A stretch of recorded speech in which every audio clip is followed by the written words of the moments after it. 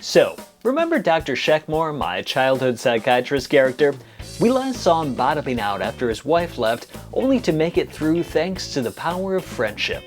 Well, today I want to talk about one of those friends, this guy, Dr. Sheckless, and what we can learn from who he originally was. He was conceived as the Wario to Sheckmore's Mario, and Dr. Sheckless came to Psychiatrists R Us as the resident badass. See, back before they were good pals, Dr. Sheckless hated Dr. Sheckmore. And that's where our story begins. Dr. Sheckmore is excited to be going to the Tigers game and, leaving for the stadium, runs into Dr. Sheckless. Oh, look, it's Dr. Sheckless! He tells Dr. Sheckmore the invitations for his party are going out and that the only person in the building not getting one is him. Sorry, looks like you can't come. Back home, Dr. Sheckmore has a midlife crisis and thinks back on his younger days when he was an incredibly hip man about town. The year is 1974, and I am hip as ever. Back in the present, Dr. Sheckmore sees Dr. Sheckless coming down the hall and hides, allowing him to conveniently overhear a conversation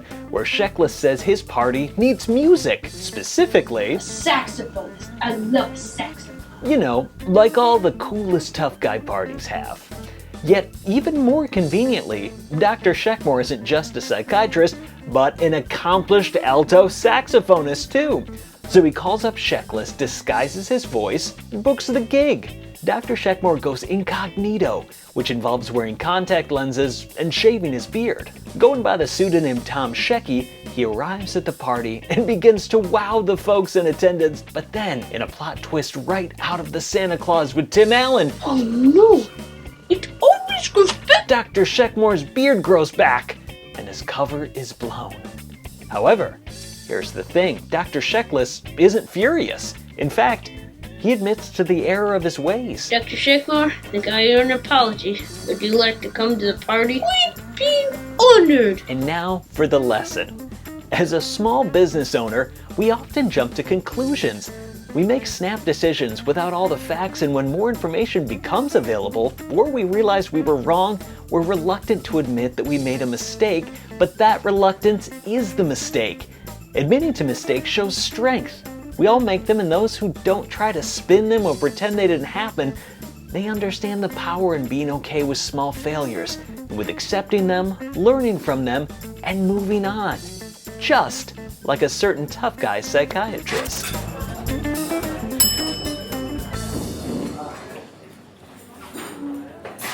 Who says you can't go home again? I'm coming to you from Midwestern Broadcasting, the radio station group that I worked at for 15 years, right out of college until the beginning of 2022, when I embarked full-time on the Pancake Boy journey. I'm here because my old partner Steve is out on leave through the end of July, and he asked me, hey, would you be willing to fill in?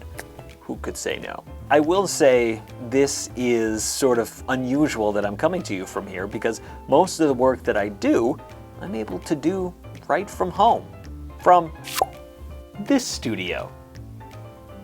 But I'm here this morning because I'm helping to record a few clients. One of the most important things I learned from radio that affects all the work that I do now is what an intimate medium it is. Personality driven. I'm hanging the hat of my business on my personality and the personality of those that I'm talking about. So it's nice to come back, and it's also nice to be able to help out an old friend. So I was very honored to find out that I was nominated for an award, the Leaders of Northern Michigan, something that the Record Eagle is putting together, and that's really cool, and I appreciate that. And with my submission, with the questions I gotta answer, they ask for a headshot. And I'm just thinking, I haven't had a new headshot in a really long time. So that's why we're making a buttload of pancakes. So maybe what I should do, leave this whole video thing behind and get into the business that people confusingly have always thought I was in the first place, breakfast. You know, this is actually reminding me of the last time I cooked for a video shoot, when I decided to do the photo series to celebrate the Guns N' Roses song November Rain. And of course, for the climax, I had to jump through the cake. So, baked a layer cake.